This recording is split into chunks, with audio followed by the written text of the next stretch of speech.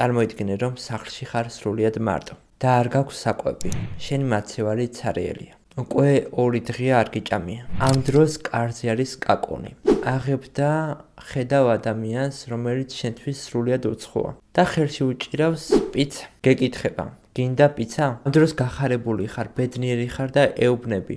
კი, რა თქმა უნდა. ის პასუხობს, მაშინ მეც უნდა შემოვიდე სახლში. შენ გჭირდება საკვები და ამის გამო თანახმა ხარ, რომ ის ადამიანი შემოუშვა შენ სახლში, შენს ცხოვრებაში. ახლა კი მინდა წარმოიდგინო, შენი მაცივარი სავსეა, საკვებიც გააქვს და ნაჭამიც ხარ. კარზე კაკუნია უცნობი ადამიანისგან და გთავაზობს პიცას. აი ამ დროს შენ უკვე სახლში არ უშვებ. ეუბნები, რომ იცი რა, არ მინდა, ამად არ მიღერს. ამას ამბობ, რადგან შენი მაცივარიც სავსეა და საკვებიც გაქვს. და რისი თქმა მინდოდა ამით? როდესაც შენ არ ხარ შინაგანად თვითკმარი, შენ უშვებ შენ ცხოვრებაში ადამიანს, რომელიც ამას შეგივსებს. რომელიც გეტყვის, რომ უყვარ ხარ, რომელიც გეტყვის, რომ ენატრები და შენთან ყოფნა უნდა. შეიძლება მაგ ადამიანმა ძალიან გატკინოს.